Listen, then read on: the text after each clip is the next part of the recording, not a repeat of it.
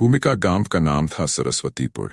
चारों ओर हरियाली और नदी की कलकल धारा ने इस गांव को और भी खूबसूरत बना दिया था। इस गांव में रहने वाले लोग सीधे सादे थे।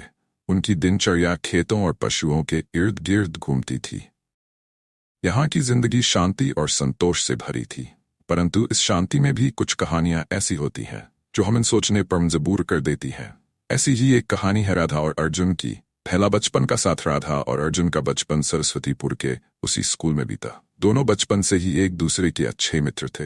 राधा का स्वभाव बहुत ही शांत और मृदुल था। उसे प्रकृति से बहुत प्रेम था। वह अपने घर के पास छोटे से बगीचे में फूलों और पौधों का ख्याल रखती थी। वही अर्जुन गांव का सबसे होशियार और परिश्रमी लड़का था। वह अपने पिता के साथ खेतों में काम करता और शाम को स्कूल के बाद अपनी पढ़ाई में जुट जाता था।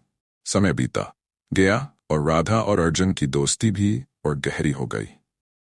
जहां एक और अर्जुन का सपना था कि वह बड़ा होकर एक किसान के रूप में अपने परिवार की मदद करे, वहीं राधा का सपना था कि वह शिक्षक बने और गांव के बच्चों को पढ़ाए।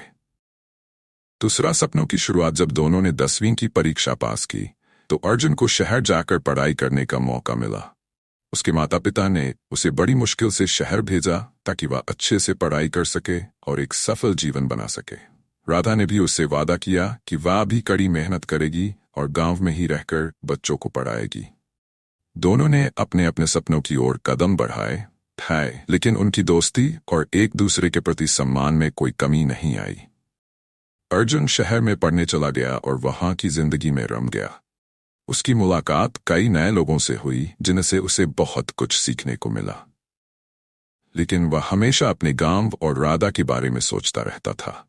उसे पता था कि गांव में राधा उसकी प्रतीक्षा कर रही थी और उसकी सफलता के लिए प्रार्थना कर रही थी।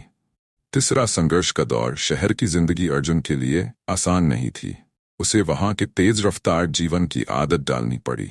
जहां गांव में उसे हर चीज आसानी से मिल जाती थी, वहीं शहर में उसे हर छोटी से छोटी चीज के लिए संघर्ष करना पड़ा।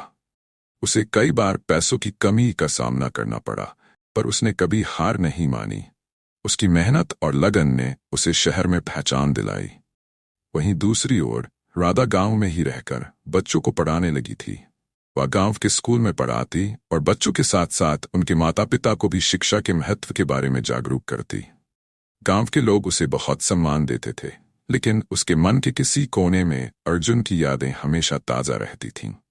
चौथा बिछड़ने का दर्द। समय बीतता गया और अर्जुन ने शहर में एक बड़ी नौकरी हासिल कर ली। उसके माता पिता ने सोचा कि अब समय आ गया है कि अर्जुन की शादी कर दी जाए। उन्होंने अर्जुन से इस बारे में बात की, लेकिन अर्जुन का मन अब भी राधा में ही बसा था। उसने सोचा था कि जब वह गांव वापस जाएगा तो राधा से अपने मन की बात करेगा और उससे विवाह करेगा। परंतु गांव लौटने पर अर्जुन को एक ऐसी सच्चाई का सामना करना पड़ा जिसे सुनकर उसकी दुनिया ही बदल गई।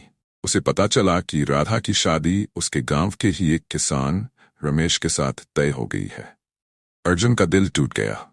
वह जानता था कि राधा ने कभी उसके लिए कुछ नहीं कहा था, पर उसके दिल में राधा के लिए एक विशेष स्थान था। पांचवां राधा का निर्णय। राधा को अर्जुन के लौटने की खबर मिली तो उसका मन भी बेचैन हो उठा। उसने अर्जुन को हमेशा अपना सच्चा मित्र माना था, लेकिन उसने कभी यह नहीं सोचा था कि अर्जुन उसके लिए कुछ और भी महसूस करता है। जब उसने सुना कि अर्जुन उसकी शादी की खबर से दुखी है तो उसने उससे मिलने का निर्णय किया। राधा और अर्जुन के बीच एक लंबी बातचीत हुई। अर्जुन ने राधा से अपने दिल की बात कह दी। उसने बताया कि कैसे उसने हमेशा राधा को अपने जीवन का हिस्सा माना और सोचा था कि वे दोनों एक साथ अपना जीवन बिताएंगे। राधा ने उसकी बात सुनी और समझी, परंतु उसने अर्जुन को यह भी बताया कि वह अब रमेश के साथ अपनी नई जिंदगी शुरू करने जा रही है और उसने यह फैसला अपने परिवार और समाज की मर्यादा को ध्यान में रखते हुए किया है। राधा ने कहा, अर्जुन, मैं जानती हूं कि तुम मुझसे कितना प्रेम करते हो, परंतु मैं अब अपने परिवार और समाज के प्रति भी समर्पित हूं। मेरी शादी रमेश के साथ तय हो गई है और मैंने ये निर्णय सोच समझ कर लिया है। मैं तुम्हें कभी दुख नहीं देना चाहती थी, परंतु हमारे जीवन के रास्ते अब अलग अलग हो गए हैं। छठा आत्मसमर्पण। अर्जुन ने राधा की बात समझ ली, लेकिन उसके दिल में एक खालीपन आ गया था। उसने महसूस किया कि सच्चा प्रेम त्याग और समर्पण में ही निहित होता है।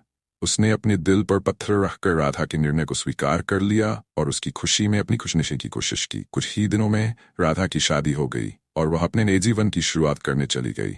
अर्जुन ने भी गांव को अलविदा कहा और शहर में अपनी नौकरी पर वापस लौट गया। उसने अपनी पूरी मेहनत अपने काम और परिवार के लिए समर्पित कर, लेकिन राधा की यादें उसके दिल में हमेशा ताजा रहीं। अंत समर्पण की ये कहानी हमें सिखाती है कि जिंदगी में प्रेम का असली रूप त्याग और आत्मसमर्पण में निहित होता है। राधा और अर्जुन की ये कहानी एक दूसरे के प्रति उनके सम्मान, विश्वास और त्याग की मिसाल है। दोनों ने अपने जीवन में कठिनाइयों का सामना किया, परंतु उन्होंने कभी अपने मूल्यों और रिश्तों के प्रति विश्वास नहीं खोया। सरस्वतीपुर गांव अब भी वैसा ही था, जहां हरियाली और शांति का वास था। राधा और अर्जुन की ये कहानी गांव के लोगों के लिए हमेशा प्रेरणा का स्रोत बनी रहेगी, जो उन्हें सिखाएगी कि प्रेम केवल पाना नहीं, बल्कि देना और त्याग करना भी होता है।